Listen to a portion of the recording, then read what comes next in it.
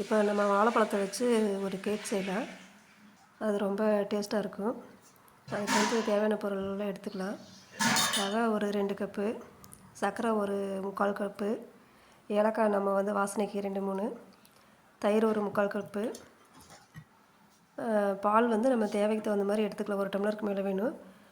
Baking soda, soda உப்பு 1/2 spoon எடுத்துக்கலாம், 1/2 teaspoon. நம்ம வந்து ஏலக்காய் இல்லைன்னா வெனிலா எசன்ஸ் இந்த மாதிரி ஏதோ ஒன்று சேர்த்துக்கலாம். நம்ம இப்போ ஏலக்காய் தான் சேர்த்துக்கிறோம். இப்போ நம்ம எடுத்து வச்சுருக்கிற தயிரை வந்து நல்லா கொஞ்சம் மிக்ஸ் பண்ணிக்கலாம்.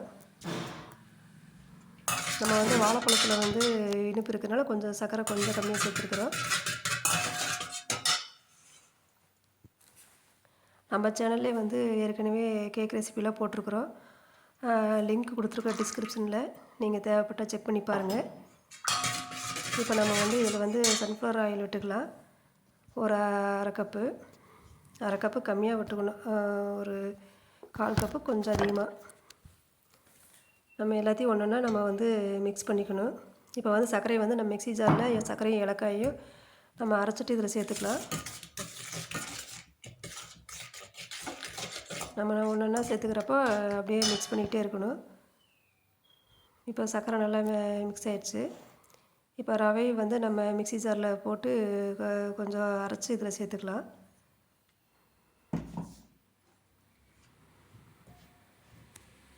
அதையும் நல்லா மிக்ஸ் பண்ணிக்கலாம்.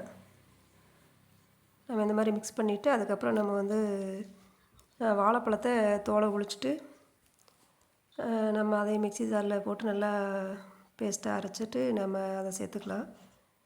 இது ரொம்ப வாழைப்பழ ஸ்மெல்லோட இந்த கேக் நல்லா டேஸ்ட்டாக நல்லாயிருக்கும்.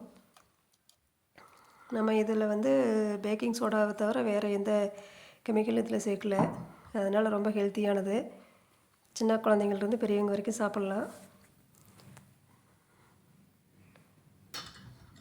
ரொம்ப டேஸ்ட்டாகவும் இருக்கும். நம்ம ஈஸியாக நம்மளே வீட்லேயே செஞ்சுக்கலாம். நம்ம இது இட்லி பாத்திரத்துலேயே செஞ்சுக்கலாம். இப்போ நம்ம ஒன்றுனா இதில் வாழைப்பழத்தையும் இதில் மிக்ஸ் பண்ணிக்கலாம். மிக்ஸ் பண்ணிவிட்டு அதுக்கப்புறம் நம்ம வந்து பால் இதில் சேர்த்துக்கலாம். கொஞ்சம் கொஞ்சமாக நம்மளுக்கு தேவைப்படுற அளவுக்கு சேர்த்துக்கலாம். ரவைங்கிறப்போ வந்து ரவை ஊறுறப்போ வந்து கெட்டியாகும். நம்ம கொஞ்சம் கொஞ்சமாக பால் சேர்த்துக்கலாம். இதுக்கு தேவையான பொருள்லாம் இவ்வளோ தான். ரொம்ப நம்ம வீட்டில் இருக்கிற பொருளை வச்சு நம்ம இந்த கேக் செஞ்சிடலாம். இப்போ இந்த பதத்தில் இருக்குது. இன்னும் ஒரு நம்ம 10 நிமிஷம் ஊற வச்சுட்டு நம்ம அதுக்கப்புறம் தான் கேக் செய்யணும். ஏன்னா ரவை ஊறணும். அப்போ மறுபடியும் மிக்ஸ் பண்ணி பார்த்துட்டு நம்ம தேவைப்பட்டால் மறுபடியும் பால் அப்போதைக்கு மறுபடியும் கொஞ்சம் மிக்ஸ் பண்ணிக்கலாம். நம்ம சேனலில் நீங்கள் சப்ஸ்கிரைப் பண்ணாமல் இருந்தால் சப்ஸ்கிரைப் பண்ணிக்கோங்க.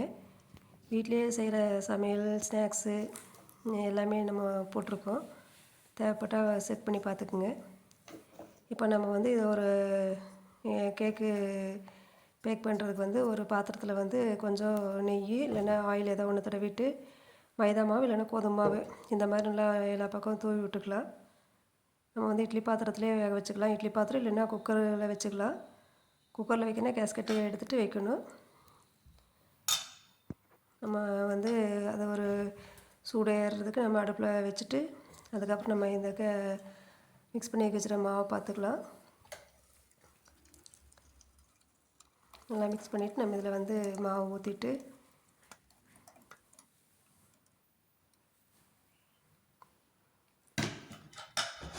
நம்ம வந்து நல்லா இந்த பதத்துக்கு இருக்கணும். இப்போ இதை வந்து நம்ம வந்து இட்லி பாத்திரத்தில் வந்து வச்சு வேக வச்சு எடுத்துக்கலாம்.